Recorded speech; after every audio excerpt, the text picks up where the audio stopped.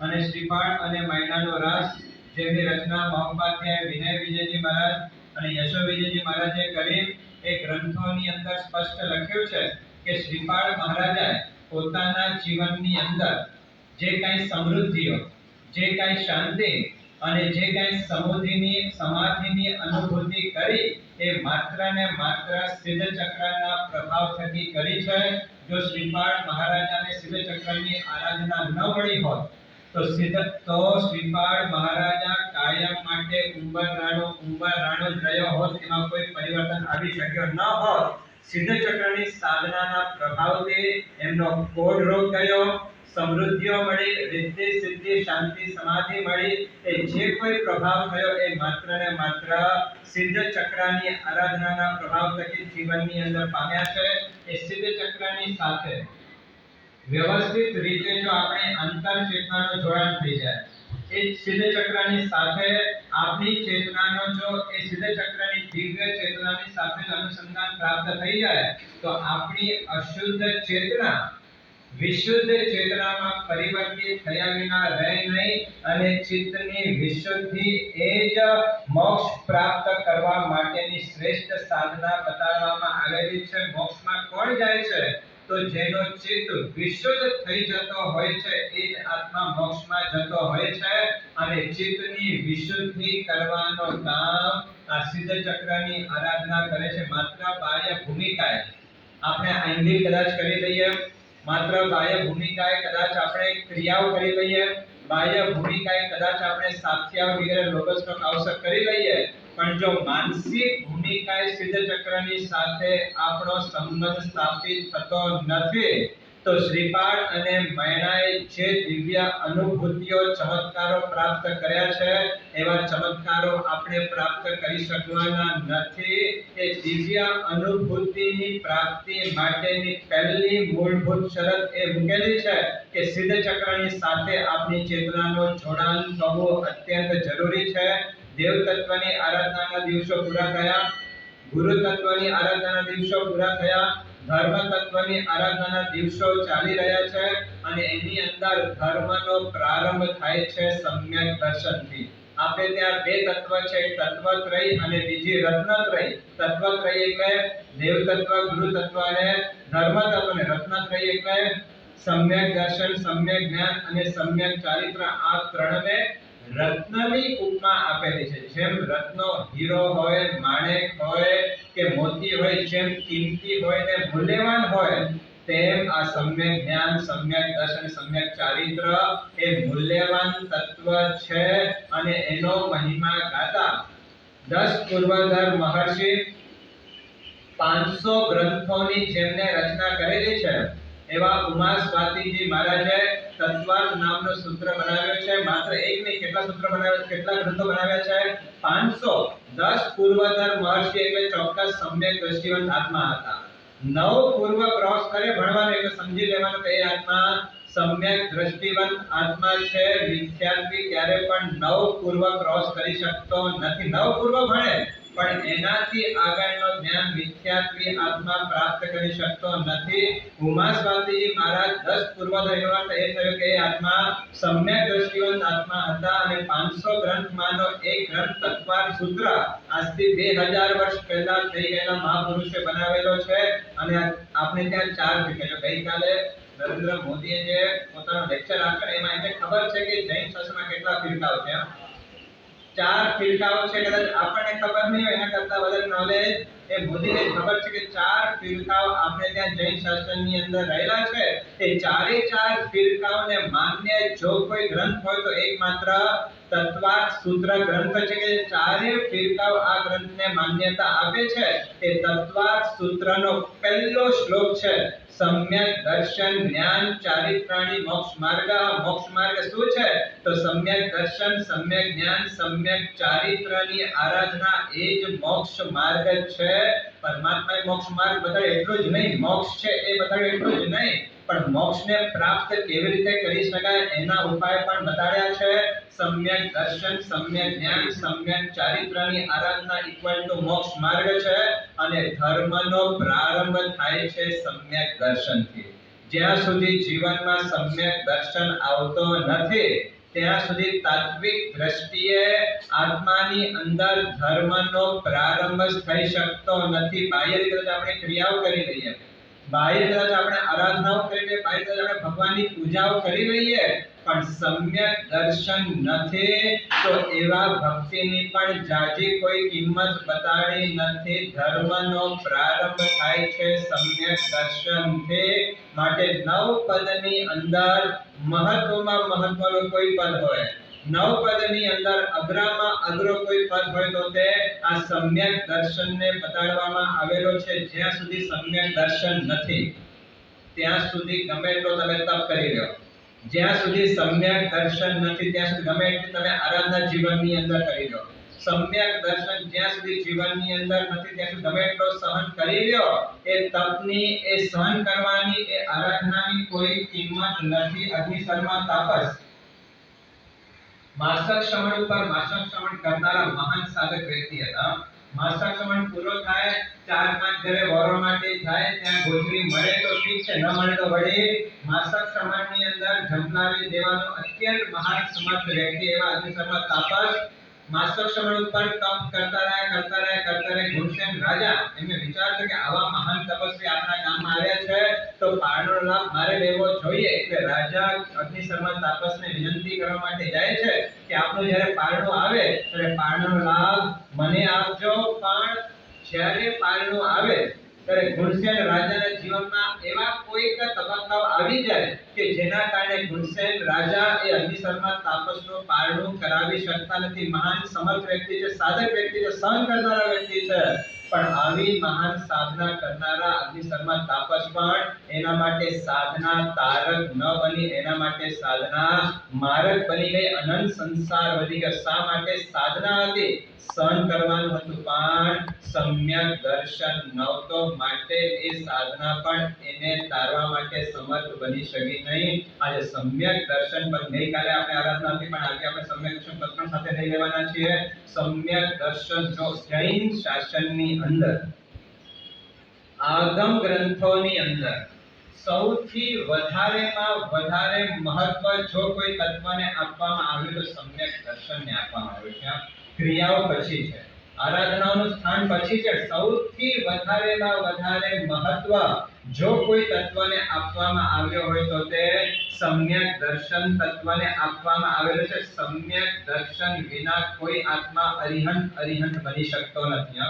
આપણા ભવોની ગણતરી કરાવનાર જો કોઈ હોય તો સમ્યક દર્શન છે. આપણા જ નહીં પણ તીર્થંકરોના પણ ભવોની ગણતરી કરાવી આપનાર તત્વ જો કોઈ હોય તો સમ્યક દર્શનને બતાડ્યા છે. સમ્યક દર્શન વિનાના ભવોની કોઈ કિંમત નથી. સમ્યક દર્શનના ભવોની કોઈ કિંમત નથી, કોઈ મૂલ્ય નથી. કિંમત છે તો સમ્યક દર્શનની છે. આપણે એમ કહીએ કે ભગવાન મહાવીરના 27 ભાવ થયા, આપણે એમ કહીએ કે ભગવાન આદિનાથ પરમાત્માના 13 ભાવ થયા, પાર્શ્વનાથ પરમાત્માના 10 ભાવ. તો શું એમને અનંત સંસારને એટલા જ ભાવો કર્યા છે? હા, એ તીર્થંકરના આત્માએ પણ આ અનંત કાળની અંદર અનંતા ભવો કદાચ જીવનની અંદર કર્યા હશે, પણ છતાંય આપણે શું કહીએ કે ભગવાન મહાવીરના 27 ભાવ, આદિનાથ પરમાત્માના 13 ભાવ, પાર્શ્વનાથ પરમાત્માના 10 ભાવ. તો આ ભાવોની ગણતરી ક્યારથી થાય છે? તો શાસ્ત્રકાર મહર્ષિ એમ કહે છે કે જ્યારે આત્મા સમ્યક દર્શન પામે અને સમ્યક દર્શન પામ્યા પછી એ નિર્વાણ પામે, એની વચ્ચેના જે ભવો છે એ ભવોની ગણતરી છે, બાકીના ભવોની કોઈ કિંમત નથી. અરિહંતના પણ ભવોની ગણતરી કરાવી આપનાર જો કોઈ તત્વ હોય તો સમ્યક દર્શન છે. અરિહંતને અરિહંત બનાવનાર જો કોઈ તત્વ હોય તો તે સમ્યક દર્શનને બતાડ્યો છે. અરિહંત બનવું હશે તો પહેલી કન્ડિશન એ છે કે એને સમ્યક દર્શન પ્રાપ્ત કરવું પડશે. તમે એવો એક દ્રષ્ટાંત બતાડો કે જે દ્રષ્ટાંતની અંદર તીર્થંકર બન્યા છે પણ સમ્યક દર્શન પામ્યા નથી, એવો એક દ્રષ્ટાંત બતાડો. મારે સમજાય છે? આ 24 તીર્થંકર થયા, એના પહેલા 24 તીર્થંકરો અનાદિ અનંત કાળમાં તો અનંતથી 24 પસાર થઈ ગયેલી છે. એ અનંતથી 24 ની અંદર એવા એક તીર્થંકરનું નામ બતાડો જેને સમ્યક દર્શન પ્રાપ્ત કર્યો છે, એમને તીર્થંકર બની ગયા હોય એવો એક દ્રષ્ટાંત તમને શાસ્ત્રની અંદર જોવા માટે નહીં મળે. તીર્થંકર બનવું હશે તો સમ્યક દર્શન પ્રાપ્ત કરવો જ પડશે. સમ્યક દર્શન વિના કોઈ આત્મા અરિહંત બની શકતો નથી. સમ્યક દર્શન વિના કોઈ આત્મા સિદ્ધત્વની પ્રાપ્તિ કરી શકતો નથી. અરિહંત બનવું હોય તો સમ્યક દર્શન જોશે. અરિહંત નથી બની શકાતો, સિદ્ધ બનવું છે તો સિદ્ધ બનવા માટે પણ સમ્યક દર્શન વિના કોઈ આત્મા સિદ્ધ બની શકતો નથી. આપણે એક વાત આવે છે કે દંસન ભઠ્ઠસ નથી નિવાણમ ચરણ રહિયા સિજ્જંતિ. દંસન રહિયાના સિજ્જંતિ એમાં લખેલો છે કે કદાચ આ જગતની અંદર કદાચ કોઈ આત્મા ચારિત્ર ન લીધું હોય અને એવા આત્મા પણ કદાચ સિદ્ધલોકની અંદર ગયા હોય તો એવા દ્રષ્ટાંતો આપણને જોવા માટે મળે છે. બરાબર છે, ચારિત્ર નથી લીધો, સાધુ નથી બન્યા, છતાં પણ કેટલાક એવા મહાત્માઓ છે કે સાધુ બન્યા વિના ચારિત્ર લીધા વિના કોઈ આત્મા મોક્ષમાં ગયા હોય એવા દ્રષ્ટાંતો આપણને જોવા માટે મળે. કયા કયા દ્રષ્ટાંતો છે? મરુદેવા માતા એમને સાધુ જીવન લીધું નથી, ચારિત્ર જીવન લીધું નથી, છતાં પણ એ આત્મા મોક્ષની અંદર ચાલ્યા ગયા. એટલે ચારિત્ર લીધા વિના કોઈ આત્મા મોક્ષમાં ગયો હોય એવા દ્રષ્ટાંતો હજી આપણને શાસ્ત્રોની અંદર જોવા માટે મળે છે. પણ સમ્યક દર્શન પામ્યા વિના કોઈ આત્મા મોક્ષમાં ગયો હોય એવો એક દ્રષ્ટાંત કોઈ આગમોની અંદર તમને જોવા માટે નહીં મળે. સિદ્ધત્વની પ્રાપ્તિ કરવી હશે તો પણ સમ્યક દર્શન પ્રાપ્ત કરવો પડશે. અરિહંત બનવું છે, સિદ્ધ બનવું છે, સમ્યક દર્શન પામવું પડશે. આચાર્ય ઉપાધ્યાય સાધુને આચાર્ય ઉપાધ્યાય સાધુ તરીકે માન્ય રખાવનાર જો કોઈ હોય તો સમ્યક દર્શન પદ છે. એમ આગળના પાંચે પદોની કિંમત સમ્યક દર્શન થકી છે. સમ્યક દર્શન વિના જ્ઞાનને પણ અજ્ઞાન કીધું છે. શું કીધું છે? સમ્યક દર્શન વિના જ્ઞાનને અજ્ઞાન કીધું છે. આપણે લખ્યું કે સંકિત વિણ નવ પૂર્વી, શું લખ્યું? સંકિત વિણ નવ પૂર્વી અજ્ઞાની કહેવાય. નવ પૂર્વનો અધ્યયન કરનારો આત્મા પણ શું કીધું છે? સંકિત વિણ નવ પૂર્વી અજ્ઞાની કહેવાય. નવ પૂર્વનો શાસ્ત્ર અધ્યયન કરનારો આત્મા પણ અજ્ઞાની છે. જો સમ્યક દર્શન નથી તો નવ પૂર્વની જ્ઞાનની પણ કોઈ કિંમત નથી. કે સમ્યક દર્શનના જ્ઞાનને અજ્ઞાન કીધો છે, સમ્યક દર્શન વિના ચારિત્રને કાય કષ્ટ કીધો છે, અને સમ્યક દર્શન વિનાના તપને તાપની ઉપમા આપવામાં આવેલી છે. સમ્યક દર્શન પૂર્વકની જ્ઞાનની કિંમત, સમ્યક દર્શન પૂર્વકના ચારિત્રનો મૂલ્ય અને સમ્યક દર્શન પૂર્વકનો તપ એ જ કર્મ નિદ્રા કરાવી આપે છે. એમ આગળના 5 અને પાછળના 3 આ બધાને સફળતાના એક સૂત્રે બાંધનાર જો કોઈ હોય તો તે સમ્યક દર્શન પદ છે. એવો સમ્યક દર્શન પદની આરાધના કરવા માટે આપણે તૈયાર થયા છીએ. ત્યારે સમ્યક દર્શનને જાણવું બહુ જરૂરી છે. અમે તમને પહેલા જ કીધું કે દરેક આગમોની અંદર સૌથી વધારેમાં વધારે મહત્વ જો કોઈ પદને આપવામાં આવેલો હોય તો તે સમ્યક દર્શન પદને આપવામાં આવેલો છે. તમે જોઈ લીધો. કોઈ આત્મા, એક્ઝામ્પલ આપણે વિચારીએ, કોઈ આત્મા માસક શ્રવણના પારણે માસક શ્રવણ કરે, બરાબર છે? બરાબર સમજવાનો પ્રયત્ન કરજો. કોઈ આત્મા જિંદગીભર સુધી માસક શ્રવણના પારણે માસક શ્રવણ કરવાની આરાધના કરે, તપ કરે, એ આત્માનો મોક્ષ થશે ગેરંટી ખરી? મારી સમજાય છે? આખી જિંદગી જેને માસક શ્રવણના પારણે માસક શ્રવણ કર્યું છે એ આત્માનો મોક્ષ થશે એની કોઈ ખાતરી કરે? કોઈ આત્માએ પોતાના સ્વદ્રવ્યથી ગગનચુંબી જિનાલયનો નિર્માણ કર્યો છે, એની પ્રતિષ્ઠાઓ કરી છે, એનો મહોત્સવ કર્યો છે, તો જિનાલય બનાવનાર મોક્ષમાં જશે એની કોઈ ગેરંટી કરી? કોઈ આત્મા વર્ષો સુધી, પૂર્વ કરોડ વર્ષ સુધી વિશુદ્ધ ચારિત્રનું પાલન કરે, એનો મોક્ષ થશે એની કોઈ ગેરંટી કરી? વિચારજો, હજારો લાખો વર્ષ તમે તપ કરો, મોક્ષ થશે એની કોઈ ગેરંટી નહીં. તમે સ્વદ્રવ્યથી જિનાલય નિર્માણ કરો, મોક્ષ થશે એની કોઈ ગેરંટી નહીં. તમે પૂર્વ કરોડ વર્ષ સુધી ચારિત્રનું પાલન કરો, વિશુદ્ધપણે મોક્ષ થશે એની કોઈ ગેરંટી નહીં. પણ એક વખત આત્મા સમ્યક દર્શન પામ્યો તો આજે નહીં તો કાલે એનો મોક્ષ થશે ને જો બરાબર સમજ ગેરસમજ કરતા નહીં કે માણસે કીધું કે આરાધનાથી મોક્ષ નહીં થયા મારી નાખશો ક્યાંક. હા, આરાધનાથી મોક્ષ થવાનું છે, તપથી મોક્ષ થવાનો છે, પણ શરત એટલી છે કે સમ્યક દર્શન પૂર્વકની હોવી જોઈએ. સમ્યક દર્શન વગરની તપ પણ મોક્ષ નહીં અપાવે. સમ્યક દર્શન વિનાનો તમારો ક્રિયાઓ તમને મોક્ષ નહીં અપાવે. કે શાસ્ત્રના દર્શન તો આવે છે ને કે કોઈ મહાત્મા સાધના કરતા કેટલા એવા મહાત્માઓ છે જેના સમ્યક દર્શન નથી, કે મિથ્યાત્વી આત્મા છે, અને એવા આત્માએ દીક્ષા લીધી છે અને એને જાણ્યો કે ચારિત્રનું વિશુદ્ધ પાલન કરવાથી સ્વર્ગ સુખનો પ્રાપ્તિ થાય છે, એટલે એ આત્મા શું કરે? હા, એક જીવની વિરાધના ન થાય એવો શુદ્ધપણે ચારિત્ર જીવન પાળે. પણ શા માટે પાળે? મારે સ્વર્ગના સુખ જોઈએ છે. આવા સ્વર્ગના સુખ માટે જે પણ આત્માઓ કદાચ કરોડો વર્ષ સુધી ચારિત્રનું આરાધન કરે એનો મોક્ષ થવાનો નથી.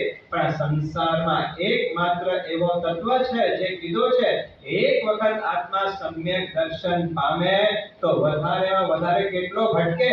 તો નવ તત્વની અંદર લખ્યો છે. આપણે ત્યાં જો આ નવ તત્વ કોને બનાવ્યું છે ખબર નથી, અજ્ઞાન વ્યક્તિઓ છે, પણ એમ કહેવાય છે કે નવ તત્વની અંદર આ વાત આવે છે કે અંતો મુહૂર્તમિતં પિ પાસ્ય ભુજ્યજૈ સમ્મતમ તેસીમ અવઢ પુગલ પર્યટ્ટો ચેવ સંસારો. એક વખત આત્મા અંતર મુહૂર્ત માટે પણ સમ્યક દર્શન પામે તો વધારે વધારે કેટલો ઘટે સંસ્કારની અંદર?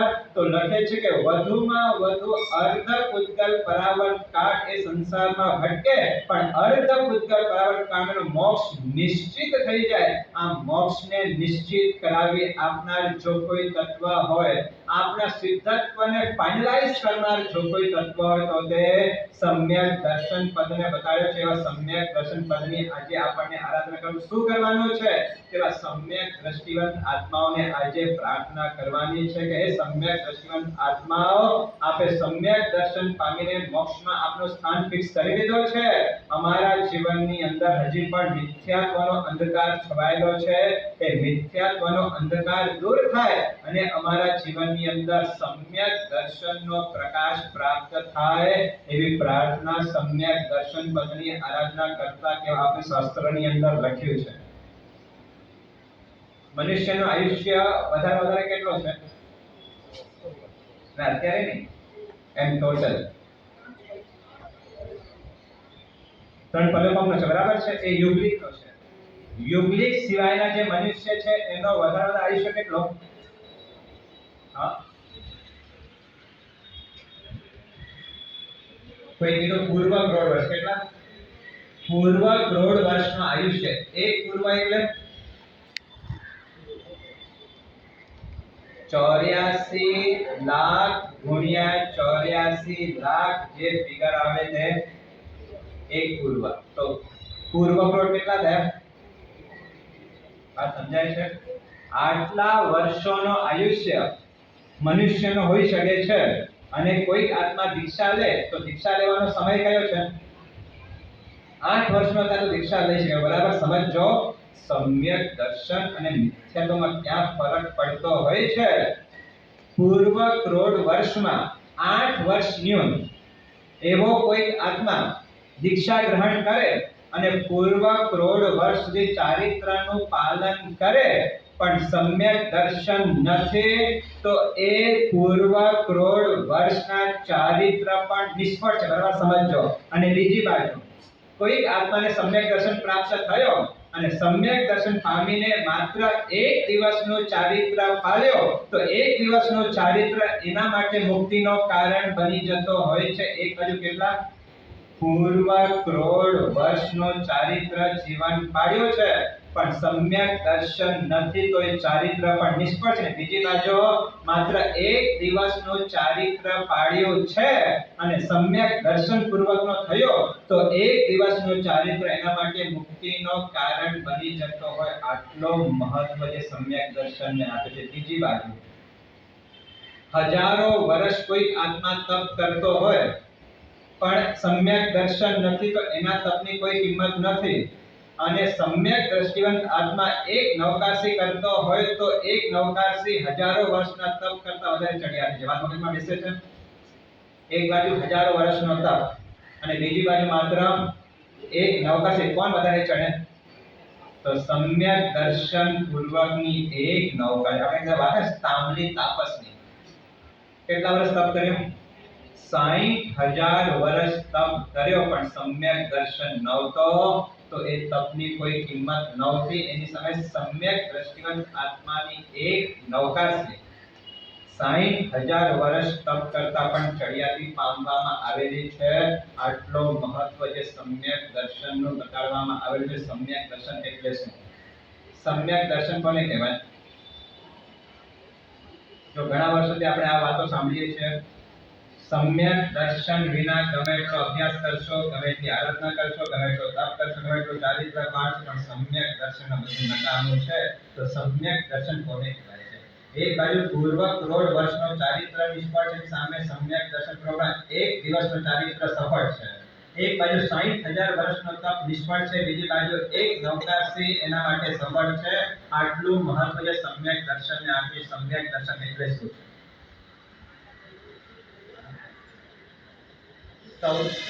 સૌથી ટોપ લેવલનું સમ્યક દર્શન. સમ્યક એટલે સાચું, સમ્યક એટલે સારું અને દર્શન એટલે જોવું. સાચું અને સારું જોવું એનું નામ સમ્યક દર્શન. પણ સાચું અને સારું કોનો જોવું? તો જાતને અને જગતને જોવાનું સાચું દર્શન કરતા આવડી જાય. દેહને અને આત્માનું સાચું દર્શન કરતા આવડી જાય એનું નામ છે સમ્યક દર્શન. દેહથી ભિન્ન એવો જે આત્મ તત્વ છે, એ આત્મ તત્વની અનુભૂતિ કરવી એનું નામ સમ્યક દર્શન છે. એક વખત પણ આત્માનો સાક્ષાત્કાર થઈ જવો એનું નામ સમ્યક દર્શન. પણ આવો સમ્યક દર્શન પ્રાપ્ત કરવો સહેલું નથી. વર્ષોની સાધના જોઈએ અને વર્ષોની સાધના પછી કદાચ આવો આત્મા કોઈ સમ્યક દર્શનમાં, પણ આવું સમ્યક દર્શન મારી પાસે નથી, છતાં બીજો કોઈ સમ્યક દર્શન છે તો બીજા નંબરનો સમ્યક દર્શન બતાડ્યો છે કે નવાનામ અપી તત્વાનામ જ્ઞાનમ આત્મ પ્રસિદ્ધય. નવ તત્વનો જેની પાસે જ્ઞાન છે અને નવ તત્વને જે હૃદયપૂર્વક સ્વીકારે છે એ પણ આત્મા સમ્યક દ્રષ્ટિવંત આત્મા છે. શ્રાવિકા જવાબ નહીં આપતા. શ્રાવકોની નવ તત્વનું નામ કોને ખબર છે? નવ તત્વના નામ કોને ખબર છે? નવ તત્વ લાઈનસર બોલો. નવ તત્વના નામ. જીવ, અજીવ, પાપ, પુણ્ય, આશ્રવ, સવ, નિદ્રા, બંધ અને મોક્ષ. જીવ, અજીવ, પુણ્ય, પાપ, આશ્રવ, સંવાર, બંધ, નિદ્રા અને મોક્ષ. આ નવ તત્વને જે જાણ્યા, આપણે તો નવ તત્વને પણ જાણવાની પુરુષાર્થ, આત્મ સાક્ષાત્કાર તો વાત દૂર રહી, નવ તત્વનું નોલેજ પણ લગભગ આપણી પાસે નથી. તો સમ્યક દર્શન આવે ક્યાંથી? જીવ, અજીવ, પુણ્ય, પાપ, આશ્રવ, સંવર, બંધ, નિદ્રા અને મોક્ષ. આ નવ તત્વને માત્ર જાણવું એટલું જ નહીં, પણ આ નવ તત્વને હૃદયથી સ્વીકારવું એનું નામ છે સમ્યક દર્શન. જે તત્વ પરમાત્માએ જે તત્વને જે રીતે કીધા છે એ તત્વને એ રીતે સ્વીકારવા, હૃદયથી માનવા એનું નામ છે સમ્યક દર્શન. જો આ આપણને કદાચ નવ તત્વના નામ ખ્યાલ હશે, પણ નવ તત્વનો જો ઇમ્પ્લિમેન્ટ જીવનની અંદર ન થાય તો પણ જીવનમાં ચાલી શકે એમ નથી. ભગવાને કીધું છે કે મોક્ષ તત્વ જ તો છે, આપણે નથી જોયો, પણ ભગવાને કીધું છે, માટે એને હૃદયથી સ્વીકારવો એનું નામ છે સમ્યક દર્શન. પુણ્ય પાપ આ જગતની અંદર કામ કરે છે, તો પુણ્ય પાપ જગતમાં કામ કરે છે. જો એક વાત તમને કહી દઉં, કોઈ આત્માએ તમારો ઇન્વેસ્ટમેન્ટ કે તમારો પેમેન્ટ ડૂબાડ્યો છે, જેને તમારો પેમેન્ટ ડૂબાડ્યો છે એના પ્રત્યે આવેશ કરશો કે ક્ષમતા ભાવ ધારણ કરશો? કોઈ વ્યક્તિ પસીને કમાયા છે 15-25 વર્ષની જે કમાણી, 25 લાખ રૂપિયા તમે ક્યાંક ઇન્વેસ્ટમેન્ટ કર્યા, એ વ્યક્તિએ તમારો પૈસા હાથ ચટે નાખ્યા, એ વ્યક્તિ પ્રત્યે આવેશ આવશે કે મારા જીવનની અંદર અત્યારે પાપ કર્મનો ઉદય આવ્યો છે, મેં ક્યાંક અંતરાય બાંધ્યા હતા, આજે અંતરાય ઉદય આવ્યા છે અને પૈસા લઈ ગયો છે, મારે એના માટે કોઈ આવેશ કરવું નથી. આ ભાવ આવે કે સામે જેને તમે ડૂબાડ્યા છે એના પ્રત્યે આવેશ આવે? સમ્યક દર્શનમાં સમજાય છે? જો કોઈ પણ વ્યક્તિને તમારા પૈસા ડૂબાડવાના મન એમને એમ થતા નથી. આ દુનિયાની અંદર કોઈ તમારું બગાડી શકે એ કોઈનામાં તાકાત નથી સિવાય તમારા કર્મ. તમે ક્યાંક કર્મોને આમંત્રણ આપ્યા છે માટે એને આવા ભાવ થયા છે. એ નિમિત્ત માત્ર છે, પણ મારા પૈસા એને ડૂબાડ્યા નથી. મારા પૈસા મારા કર્મોએ ડૂબાડ્યા છે. જો આ વિચાર સાથે વ્યક્તિ ક્ષમતા ભાવ ધારણ કરશે તેના જીવનમાં સમ્યક દર્શન છે. કારણ કે પરમાત્માએ કીધું છે પુણ્ય પાપ આ જગતની અંદર કામ કરે છે. તો અત્યારે પાપનો ઉદય આવે ને કોઈક વ્યક્તિએ મારા ડૂબાડ્યા છે પૈસા, એમાં સામેવાળા વ્યક્તિ દોષી નથી, મારો પોતાનો કર્મ દોષિત છે. આ વિચાર જો હૃદયની અંદર આવે તો સમજો આપણી પાસે સમ્યક દર્શનનો પ્રકાશ પ્રાપ્ત થયેલો છે. જો આ વાત સ્વીકારવા આપણે તૈયાર, હું એમ કે ભૂલી જાઓ મારી આ કહેવાની બિલકુલ વાત નથી, પણ ડૂબી ગયા છે, પાછા આવવાના નથી, તો એ વખતે સામેવાળો વ્યક્તિ અપરાધી છે કે મારો અશુભ કર્મ, હું પોતે અપરાધી છું, આ વિચાર જેના જીવનની અંદર આવે ત્યારે સમજો કે પરમાત્માએ જે તત્વને જે રીતે કીધા છે એ તત્વને આપણે એ રીતે હૃદયમાં સ્વીકાર્યા છે.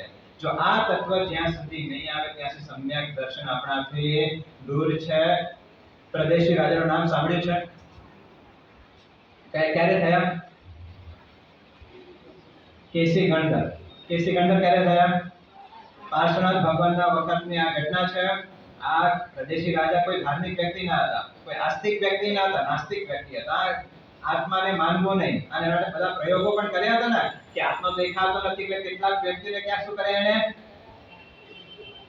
એક પ્લાસ્ટિકના શું કહેવાય આ બોક્સની અંદર પૂરી નાખ્યા. જ્યારે વ્યક્તિ ગયો ત્યારે કે આત્મા દેખાણો નહીં, એટલે જે આત્માને ન માનનારો વ્યક્તિ કેસી ગણધરના પરિચયમાં આવ્યા, સત્સંગ કર્યો, એમની દેશનાઓ સાંભળી, તર્ક વિતર્ક કરીને આપણે એને સમજાવ્યો કે કેસી ગણધર જે કહે છે સાચી વાત છે, મોક્ષ તત્વ છે તો છે, જીવ તત્વ છે તો છે, અને એ નવ તત્વ ઉપર શ્રદ્ધા ધારણ કરીને વર્ષો પછી પ્રદેશી રાજા ધર્મ માર્ગની અંદર પ્રવેશ કર્યા છે. અને ધર્મ માર્ગની અંદર પ્રવેશ કર્યા બાદ છઠના પારણે છઠ કરવાનો અભિગ્રહ જે વ્યક્તિએ લીધેલો છે, અને 13 છઠના પારણ થાય. કેટલા?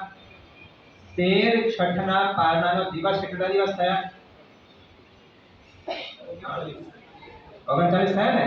2 ઉપવાસ, 1 પારણો, એટલે 3 દિવસ થયા, એટલે ટોટલ 12 એની છઠ થઈ ગઈ છે. 39 39મો દિવસ છે. બરાબર સમજો સમ્યક દર્શન શું કામ કરાવી આપે છે. 39મો દિવસ જેને ધર્મ માર્ગની અંદર પ્રવેશ થયાને થયો છે, અને આજે 39મા દિવસે 12મી એની છઠ તપનો આજે પારણાનો દિવસ છે, અને એ ધર્મના કારણે જીવનમાં પરિવર્તન આવ્યો. જેને સુખ માનતો હતો હવે એને સુખાભાસ લાગવા લાગ્યો, એટલે આખો જીવનમાં યુટર્ન આવ્યો. અને એની પત્ની હતી સૂર્યકાંતા. એ સૂર્યકાંતાને વિચાર કે મારો પતિ બતાઈ ગયો છે, પહેલા જે રીતે મને માન આપતો એવો માન હવે મને આપતો નથી, જે રીતે મને માનતો એ મને માનતો નથી, જે મને સુખ આપે તે મને સુખ આપતો નથી, તો હવે એને લાંબુ જીવાડીને પણ કરવાનું છે. કોને વિચાર આવે છે? પોતાના પત્ની એવા સૂર્યકાંતાને વિચાર આવે કે હવે એને ટકાવવું કઈ મતલબ નથી, ને મારી નાખો. અને પારણાનો દિવસ છે, સવારનો સમય થયો, અને પારણો કરવા માટે એ પ્રદેશી રાજા બેઠા છે, અને દૂધની અંદર ઝેર મિલાવી નાખ્યો, પોઈઝન મિક્સ કરી નાખ્યો છે. અને જેવો દૂધ પેટમાં ગયો, ઝેર પેટમાં ગયો છે, ઝેરની અસર શરૂ થઈ, પહેલો રાજા બેગાબરો થઈને બેહોશ જેવી અવસ્થામાં આવી ગયેલો છે. તે આજુબાજુ તો સૈનિકો પણ તૈનાત હતા. જેવા રાજાની તબિયત બગડી એટલે બધા શું કર્યું? સૈનિકો વૈદરાજને બોલાવવા માટે જાય છે. હવે વૈદરાજને બોલાવવા માટે સૈનિકો ગયા, એટલે સૂર્યકાંતને વિચાર આવ્યો કે જો વૈદરાજ આવશે અને કદાચ દવાઓ કરશે, વોમિટિંગ કરાવી નાખશે, તો ઝેર જે પેટમાં ગયો છે ઝેર બહાર નીકળે, અને કદાચ ઝેર બહાર આવી જશે તો આ રાજા જીવિત થશે. ને જો રાજા જીવિત થઈ ગયો તો ખબર પડશે કે મેં એના દૂધની અંદર ઝેર મિક્સ કર્યું છે, ખબર પડશે, મને મોતની સજા મળશે. તો શું કરે છે? જ્યારે સૈનિકો વૈદરાજને બોલાવવા માટે જાય છે ત્યારે સૂર્યકાંતા એ પ્રદેશી મહારાજા જે બેહોશ અવસ્થા જેવા પડેલા છે એના શરીર ઉપર આવે છે, ગલ્લો દબાવે છે અને ગલ્લો એટલો દબાવે છે કે જ્યાં સુધી એક પ્રદેશી રાજા મૃત્યુ ન પામે તે ભયંકર આવેશ સાથેનું ગલ્લું દબાવે છે. હવે મુખ્ય વાત અહીંયા આવે છે. જ્યારે ગલ્લું દબાવે છે એટલે ખબર તો પડી ગઈ પ્રદેશી રાજા કે મને મારા પેટમાં જે ઝેર ગયો છે, ઝેર આપનાર કોણ છે ખબર પડી. વિચાર શું આવે સાચું કહેજો. મોત નજર સામે દેખાય છે. શું વિચાર આવે? હવે ખબર પણ પડી ગઈ છે કે કોને મને માર્યો છે, કોને ઝેર મિશ્ર છે. વિચાર શું આવે? જેને ઝેર આપેલા માટે અશુભ અધ્યવસાયો આવ્યા વિના રહે નહીં, પણ સમ્યક દર્શન શું કામ કરાવે છે? જેના 39 દિવસ જેને ધર્મ પામ્યાને થયા છે એ મૃત્યુના અંતિમ સમય વિચાર કરે છે. એક તો ગલાની પીડા ઉપર દબાવ ચાલી રહ્યો છે, મોત આવી રહ્યો છે. એ વખતે એ પ્રદેશી રાજા વિચારે છે કે સમગ્ર જીવ સૃષ્ટિને હું ખમાવું છું અને ખમાવતા વિશેષ રૂપે જે સૂર્યકાંતા છે એને વિશેષ રૂપે હું ખમાવું છું. આજે મારો મોત આવી રહ્યો છે એમાં સૂર્યકાંતાનો કોઈ દોષ નથી. કેશી ગંધરે કીધું છે કે કર્મના ઉદય સિવાય આ જગતમાં કશું નથી. આજે મારા કર્મનો ઉદય આવ્યો છે, ક્ષમતા ભાવથી મારે સહન કરી લેવો જોઈએ. આ વિચાર ત્યાં પ્રદેશી રાજાને આવે છે અને વિચારની અંદર મૃત્યુ પામે છે, પણ મરતા પણ સદગતિને પામી ગયા. એકમાત્ર કારણ સમ્યક દર્શન હતું. મારા જીવનમાં જે દુઃખો આવ્યા છે એ દુઃખો આપવાની તાકાત કોઈ મનુષ્યમાં નથી સિવાય મારા કર્મની તાકાત છે. આવી શ્રદ્ધાપૂર્વક હૃદયથી માનવું એનું નામ છે સમ્યક દર્શન. અને 39 દિવસ ધર્મને પામેલો વ્યક્તિ આ માનવ જીવનને સફળ કરી ગયો હતો. આ સમ્યક દર્શનની તાકાત છે. પહેલી વ્યાખ્યા આત્માનું દર્શન કરવું તે સમ્યક દર્શન. એ નથી તો બીજી વ્યાખ્યા બતાડીએ કે નવાનામ અપી તત્વાનામ જ્ઞાનમ આત્મ પ્રસિદ્ધ. આ બીજી વ્યાખ્યા બતાડીને ત્રીજી વ્યાખ્યા આ બતાડી કે યા દેવે દેવતા બુદ્ધિહિ ગુરૌ ચ ગુરુમતિહિ ધર્મે ચ ધર્મધિ શુદ્ધા સમ્યક્ત્વ ઇદમ ઉચ્યતે. જે વિતરાગ દેવ છે એ વિતરાગ દેવને દેવ તરીકે માન્ય કરવા. જે પંચ મહાવ્રતધારી ગુરુ છે એ ગુરુને મારા ગુરુ તરીકે સ્વીકારવા અને કેવલી પ્રણિત જે ધર્મ છે એને ધર્મ તરીકે મારે સ્વીકારવા. એનું નામ છે સમ્યક દર્શન. આ ત્રણ તબક્કાઓમાંથી જો કોઈ તબક્કામાં આપનું સ્થાન છે તો સમજી રાખજો કે આપનો જીવનમાં સમ્યક દર્શન પ્રાપ્ત થઈ ગયો છે કે પ્રાપ્ત થશે. પણ આ ત્રણ ભૂમિકામાંથી એકે ભૂમિકા નથી. એ બધા વ્યક્તિઓ મિથ્યાત્વના ખાડાની અંદર પડેલા છે. આજે સમ્યક દર્શનની આરાધના કરતા એક જ વાત છે, આ સમ્યક દર્શનમાં કરવાનું કંઈ જ નથી. અહીંયા કોઈ ક્રિયા નથી, અહીંયા કોઈ આચરણ નથી. શું છે? માત્ર માન્યતા. સમ્યક દર્શન શું છે? માન્યતા છે. તમે શું માનો છો, બસ આ ઉના ઉપર તમે સમ્યકવી છો કે મિથ્યાત્વી છો એનો રેશો આવી જતો હોય છે. કરવાનું કશું જ નથી, માત્ર માનવાનું છે. એવો સમ્યક દ્રષ્ટિવંત આત્માનો આજે દિવસ જ્યારે આજે આપણા નિર્ણયમાં આવ્યો છે ત્યારે સમ્યક દર્શનની આરાધના કરતા બહુ સ્પષ્ટ વાત આગમોની અંદર કહ્યું છે કે સમ્યક દર્શન છે તો મોક્ષ છે, સમ્યક દર્શન નથી તો મોક્ષ નથી. અને ત્રણ પ્રકારના સમ્યક હોય છે. કેટલા પ્રકારના ખ્યાલ છે? નામ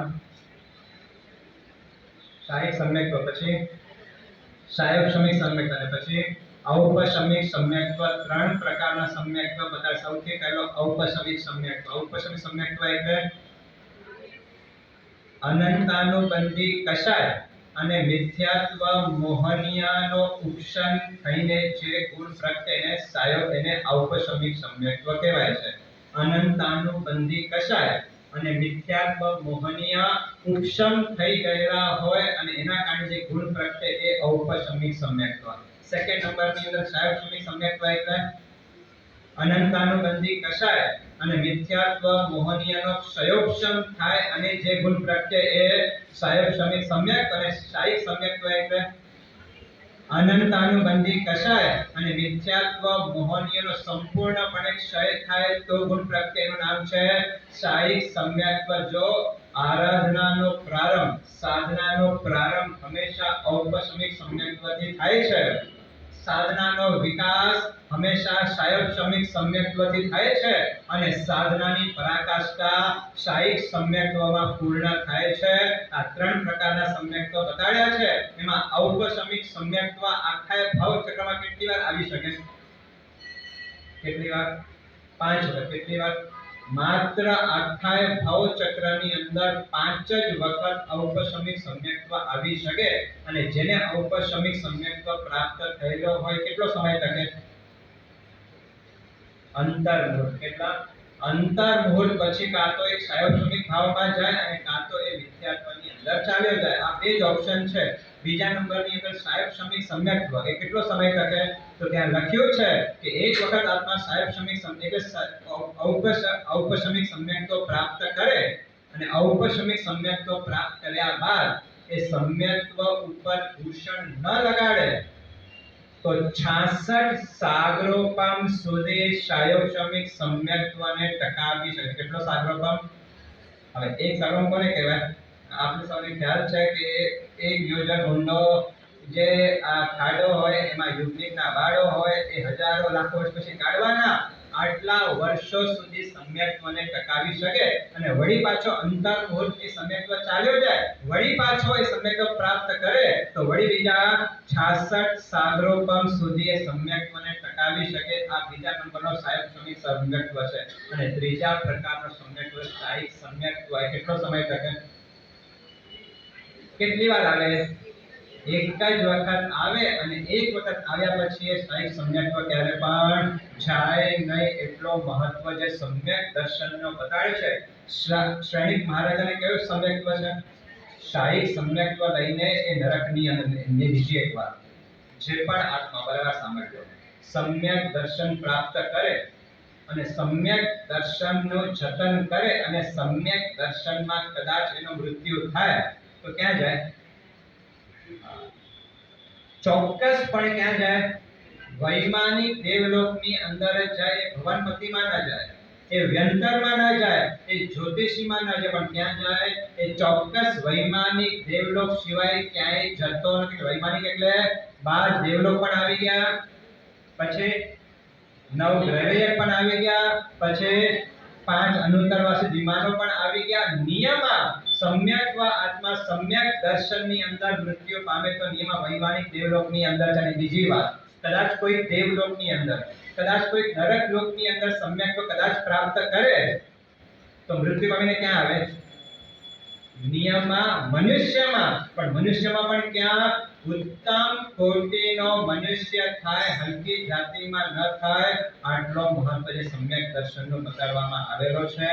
આવો સમ્યક દર્શન આપણા જીવનની અંદર આવે, આત્માનું ભક્તિ થાય તો શ્રેષ્ઠ છે. એ ન થાય તો કમસે કમ જે નવ તત્વ છે એ નવ તત્વને જાણીએ, હૃદયપૂર્વક એને સ્વીકારીએ. એ બીજા નંબરનો સમ્યક દર્શન. ત્રીજા નંબરનો મારા પ્રભુએ જે કહ્યું તે સત્ય છે, નિશંક છે, આવી માન્યતા ધારણ કરવી એ પણ સમ્યક દર્શન છે. બસ આવા સમ્યક દર્શનને આપણે પ્રાપ્ત કરીએ. અહીંયા ત્યાં ભટકશો તો સંસાર ભવનમાં ભટકી જશો.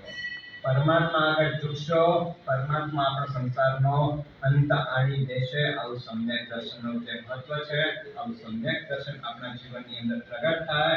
સમ્યક દર્શન નિર્મલ પામે. કદાચ પહેલી ભૂમિકા ઉપર હોઈએ તો બીજી ભૂમિકા ઉપર જઈએ, બીજી ભૂમિકા ઉપર રહીએ તો બીજી ભૂમિકા ઉપર જઈને મળેલા આ માનવ જીવનને આપણે સાર્થક કરીએ. સમ્યક દર્શનના બધું નકામું છે. આવું સમ્યક દર્શન આપણા જીવનમાં પ્રગટ થાય. એક વખત પણ સમ્યક દર્શન આવ્યો 100% આજે નહીં તો કાલે, વહેલો કે મોડો એનો મોક્ષ થવાનો છે. આવું સમ્યક દર્શન આપણા સૌના જીવનની અંદર પ્રગટે અને દ્વારા આપણે આપણા માનવ જીવનને સાર્થક બનાવીએ એવી મને